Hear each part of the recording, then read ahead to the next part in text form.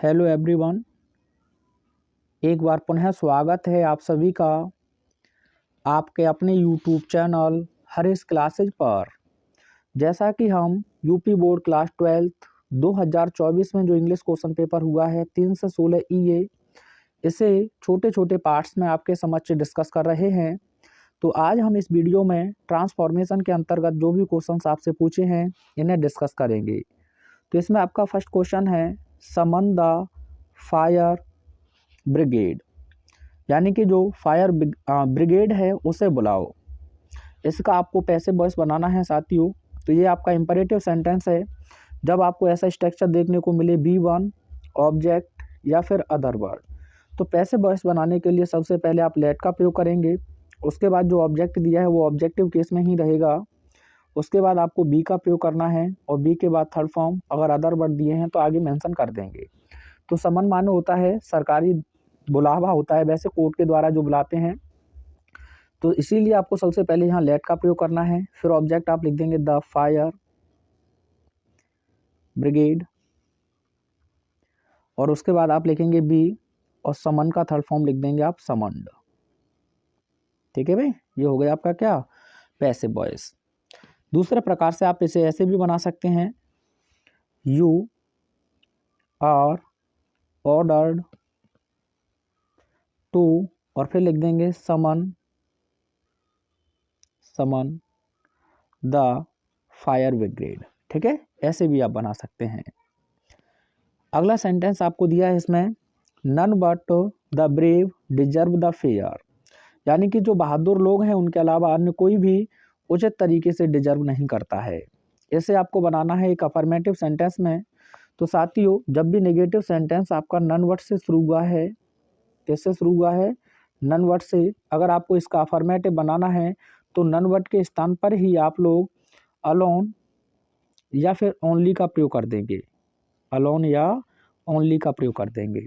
तो none word हटा दो, इसी के स्थान पर लिख देंगे आप अलोन या फिर ओनली, और पूरा लिख देंगे द ब्रेव, और लिख दो पूरा डिजर्व द फेयर। ठीक है भाई, इस प्रकार से आप बना सकते हैं। तो यही चीज़ आपको ध्यान रखनी है कि जब आपको अलोन या ओनली दिया जाए और नेगेटिव बनवाए तो इसी के स्थान पर सेंटेंस की शुरुआत में आप नन वर्ड लिख देंगे, और नन वर्ड दिया है तो आप अलोन या ओनली का प्रयोग कर देंगे। ठीक है, जैसे कि मैं आपसे कहूँ एक sentence, alone he got the first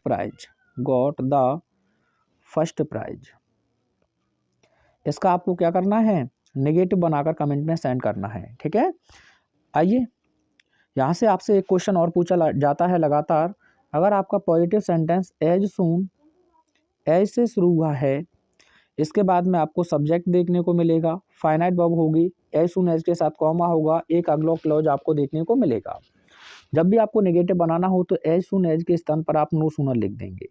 क्या लिख देंगे, नो सूनर। अब एक नेगेटिव एडवर्ब की तरह कार्य कर रहा है तो सेंटेंस में इन्वर्जन होगा। जनरली आपको पास्ट इंडेफिनिट देगा तो आपको अपनी तरफ से यहाँ डेड का प्रयोग कर देना है। ध्यान रखोगे, डेड का प्रयोग कर देना। अगर उसने हेड दिया होगा तो हेड आप लिख देना। उसके बाद आप सब्जेक्ट लिखेंगे, सब्जेक्ट के बाद जो फाइनाइट वर्ब दीजिए उसे आप फर्स्ट फॉर्म में लिख देंगे। ठीक है, और कॉमा के स्थान पर नो सूनर के साथ आपको पेयर बनाना है, THAN देन कंजंक्शन का।